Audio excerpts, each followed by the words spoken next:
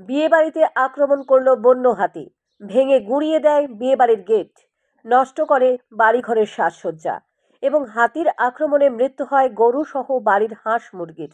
ঘটনার বিবরণে জানা যায়, কৃষ্ণপুর বিধানসভা এলাকার কয়েকটি গ্রামের মানুষ দীর্ঘ বছর ধরে বন্য হাতির আক্রমণের শিকার হয়ে আসছে। বিভিন্ন সময় বাড়িঘরে প্রবেশ করে ভাঙচুর করছে হাতির দল। সোমবার ভোর 4টা নাগাদ কৃষ্ণপুর এলাকায় প্রদীপ ভৌমিকের বিয়েবাড়িতে তাণ্ডব চালায় বন্য হাতি, ভেঙে চুরে নষ্ট করে সাজসজ্জা। ধান খাওয়ার সন্ধানে গবাদি পশুর উপরও আক্রমণ চালায়। যদিও ঘটনার খবর পেয়ে সোমবার সকালে তেলিয়ামুড়া বন দপ্তরের রেঞ্জার এবং কর্মীরা ঘটনাস্থলে ছুটে যান। তবে স্থানীয়দের আরও অভিযোগ যে এই হাতি যে সোমবার ভোর 4টা নাগাদ আক্রমণ করেছে, সেই হাতি যে আগেও একাধিকবার আক্রমণ সংগঠিত করেছে তাদের বাড়িঘরে, এভাবে ক্ষতিগ্রস্ত করছে তাদের।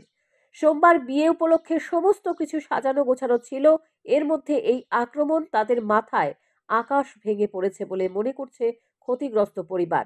কিন্তু এলাকাবাসীর অভিযোগ, প্রতিবারই ঘটনার পর প্রশাসনিক কর্মীরা ছুটে গিয়ে সহযোগিতা এবং সমস্যার সমাধানের আশ্বাস দেন, পরে কাজের কাজ কিছুই হয় না। তাই স্থায়ী সমাধানের দাবিতে এলাকাবাসীরা পথ অবরোধ করে।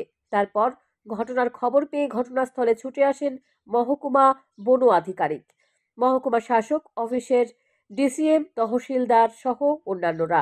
তারপর বন দপ্তরের আধিকারিকেরা পথ অবরোধকারীদের আশ্বস্ত করেন, এখন থেকে প্রতি রাতে বন দপ্তরের কর্মীরা টহলদারিতে থাকবে। शादी है उसमें हम हमारे वॉलंटियर्स का जो भी शादी में नुकसान हुआ है वहाँ पे मंडप वगैरह वो हम वॉलंटियर्स के थ्रू रिपेयर करने का करेंगे। और दूसरा यहाँ पे जो डैमेज हुआ है, जैसे गाय जो प्रेग्नेंट थी उसकी डेथ हुई है और घर का जो डैमेज हुआ है उसके लिए हम इनको कंपेंसेशन प्रोवाइड कर देंगे। और वो जो प्रोसेस है वो विदिन 7 डेज कंप्लीट करेंगे, हम स्पीडी कंपेंसेशन दे देंगे। सर, जो हाथी का जो परमानेंट कोई सोल्यूशन नहीं क्या, जो अभी शहर में बंदर, गांव में हाथी? नहीं, परमानेंट सोल्यूशन हम देख रहे हैं, उसका हमारा प्रोजेक्ट चल रहा है, तो उसका हमने गवर्नमेंट ऑफ इंडिया से वो परमिशन भी मांगा है। हाथी को मतलब रेडियो कॉलरिंग करना या उसको रिलोकेट करना यहाँ से, लेकिन वो परमिशन जब तक नहीं आता तब तक हमने यहाँ पे हमारा वॉलंटियर्स का टीम है वो डिप्लॉय किया है।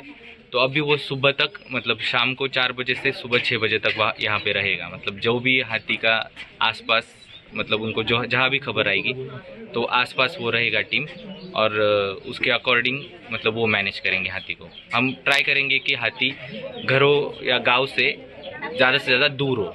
এছাড়াও রবিবার রাতের ঘটনায় ক্ষতিপূরণ আগামী 1 সপ্তাহের মধ্যে মিটিয়ে দেওয়া হবে বলে আশ্বাস দেওয়া হলে এলাকাবাসীরা পথ অবরোধ মুক্ত করেন। শান্তন টিভি।